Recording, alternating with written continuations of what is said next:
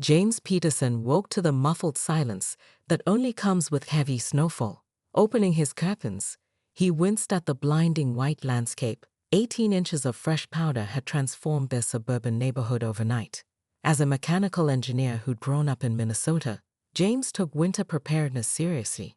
His garage housed a carefully organized array of snow removal equipment, including his prized ergonomic snow shovel with heated handle that had cost nearly $200. Coffee in hand, James bundled up and headed to the garage, mentally planning his efficient snow-clearing route. The empty hook on the wall stopped him cold. His specialized shovel was gone.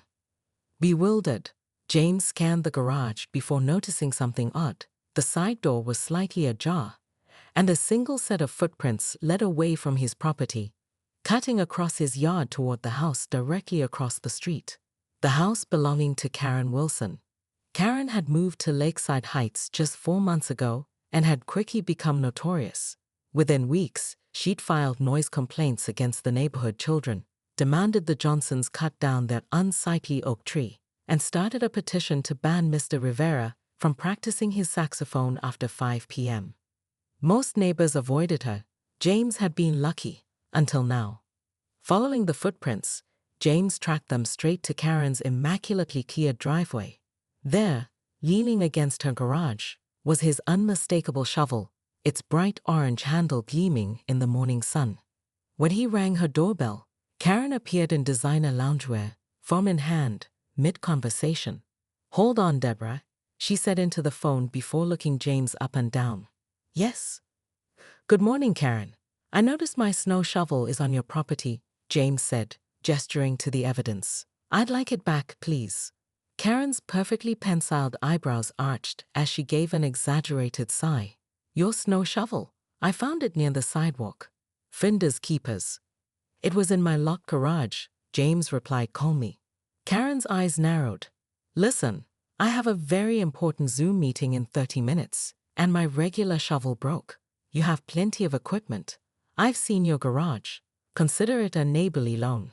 "I'm happy to loan tools when asked," James began. "But my son has a basketball tournament today," Karen interrupted, her voice rising. "I needed a clean driveway. Unlike some people, I have real responsibilities." With that, she stepped back and slammed the door, the sound echoing across the quiet, snow-covered street. James stood there, mouth agape, as fluffy snowflakes began to fall again. Over the next week, James approached the situation with methodical rationality. He left a polite note requesting the return of his property with his phone number. When that yielded no response, he sent a text message offering to help Karen purchase her own quality snow removal equipment at a discount through his professional connections. "Do not contact me again," came her reply, followed by a screenshot showing she'd already blocked his number. On Wednesday evening, James spotted Karen at the Neighborhood Association meeting and attempted a friendly approach during the coffee break. "About my shovel," he began quietly. "Are you still harassing me about that?" Karen's voice cut through the room, silencing other conversations. "Everyone, this man has been stalking me over a snow shovel that was clearly abandoned property." David Chen, the mild-mannered association president, pulled James aside. "Look, James, we've known you for years, but Karen's already submitted a formal complaint. She's threatening legal action for harassment." "She stole from my garage," James explained, showing David the Amazon receipt with serial number that matched his missing shovel. David sighed. "Between us, I believe you. But she's claiming emotional distress, and frankly, none of us want to deal with her escalating this. Maybe just let it go. Buy another shovel?" The final straw came during the next snowfall. From his home office window, James watched Karen efficiently clearing her walkway with his specialized shovel, while simultaneously recording an Instagram story about toxic neighbors and standing up to bullies. As she worked, she deliberately tossed snow into the public walkway rather than onto her lawn, creating a hazard for passers-by. That night, Mrs. Abernathy, the 78-year-old widow who lived next door to Karen, slipped on that very walkway, fracturing her wrist. Something cold crystallized in James's mind. The neighborhood's most vulnerable resident was injured because of Karen's pettiness.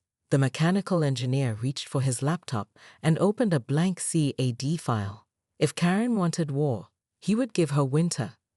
Few people knew that James's engineering specialty was environmental testing chambers, specifically creating controlled extreme weather conditions for product testing. Even fewer knew that he had paid his way through college by creating elaborate ice sculptures for winter festivals across the Midwest. As snow continued falling outside, James dove into research mode. He reviewed township ordinances, property surveys, and weather forecasts. He calculated load-bearing capacities and freezing rates. He studied the water table and drainage patterns of their street. The plan that emerged was ambitious, but entirely legal. James called in sick for 2 days, converting his garage into a command center with drafting tables and 3D models. His detailed blueprint wasn't just for a wall. It was for a precisely engineered ice structure that would take advantage of physics, optics, and human psychology. The plan required help. James reached out to Mike, his brother who worked in construction, and 2 college friends, Priya, now an environmental scientist, and Darius, who ran a local ice delivery business. When they gathered in his living room, James unveiled the 3-dimensional model. "This is insane," Mike said, eyes wide with admiration. "And completely legal?" asked Priya skeptically. James nodded. "I've checked every regulation. As long as it's on my property and follows structural safety guidelines, there's nothing anyone can do." Darius whistled low. "The amount of water you'll need?" "Already calculated," James replied, sliding over a requisition form for Darius's company. "And I'm paying full price." The team spent Saturday gathering supplies: industrial fans, PVC piping, reinforcement materials, LED lighting, and specialized additives that would make the ice structure stronger and slower to melt.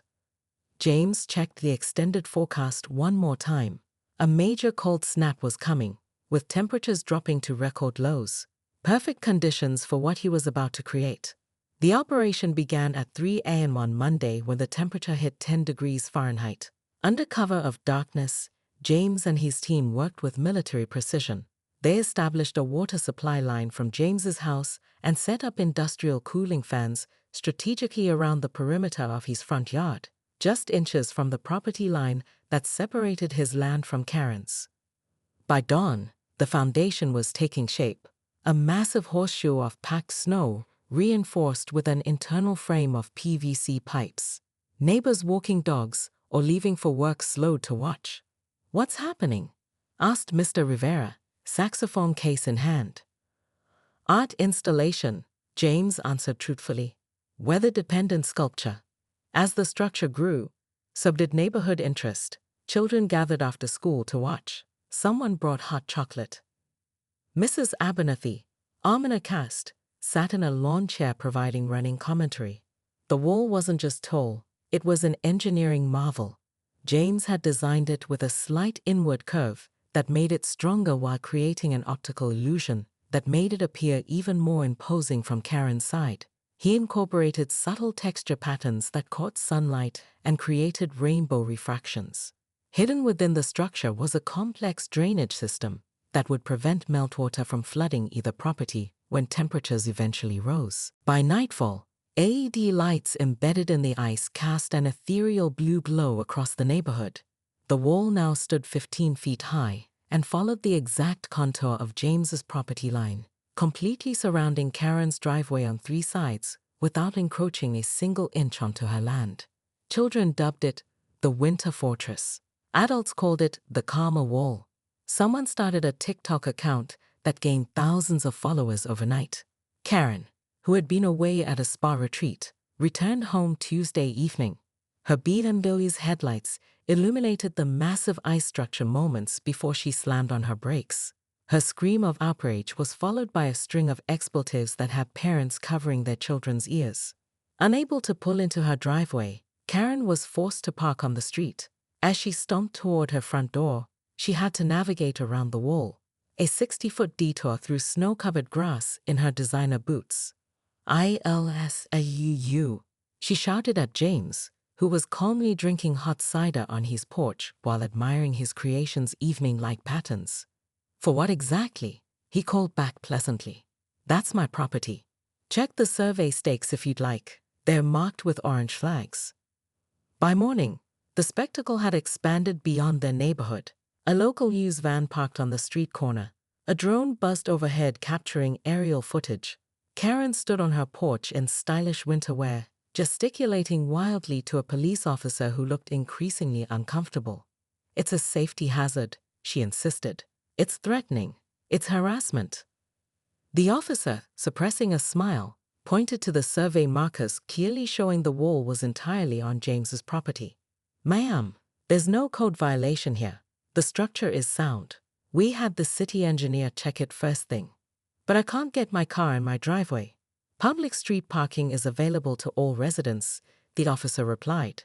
"Your driveway is technically accessible, just with a slight detour." The media coverage backfired spectacularly on Karen. The local news segment featured interviews with neighbors who recounted Karen's previous behavior, including Mrs. Abernathy showing her cast. Security camera footage from the Chen's house had captured Karen taking the shovel from James's garage. Anonymous sources revealed Karen's history of similar behavior in her previous neighborhood. By afternoon, Karen's carefully curated social media accounts were flooded with snowflake emojis and shovel images. The hashtag Karma Wall was trending locally. The wall itself became a community gathering point. James added a small ice slide for neighborhood children on his side. Someone organized a charity hot chocolate stand that raised money for the local senior center where Mrs. Abernathy volunteered. An art teacher brought her class to study ephemeral environmental sculptures. 3 days later, a subdued Karen approached James as he was adding fresh details to the wall's surface. "This has to end," she said, her voice lacking its usual edge. "I've received hate mail. My son is being teased at school." James stopped his work and turned to face her. "That's unfortunate. Bullying is never acceptable." Karen stared at the massive ice structure, then at the ground. "Your shovel is on your porch, and I left something else." Later, James found not only his shovel, but an envelope containing $200 and a terse note of apology. The wall remained standing for 3 more weeks until a gradual thaw, exactly as James had calculated. As it melted, the sophisticated drainage system he designed channeled the water into a series of underground collection barrels that would later supply a community garden project. By spring, Karen had listed her house for sale. The real estate agent struggled to explain to potential buyers why neighboring properties had dozens of no-shovel signs displayed prominently in their yards. The following winter, the house was purchased by the Liu family, who quickly became beloved neighbors. The housewarming gifts included 7 different snow shovels and an invitation to the first annual Lakeside Heights Winter Festival, featuring a community ice sculpture contest judged by James Peterson, whose creations now raise thousands of dollars for local charities.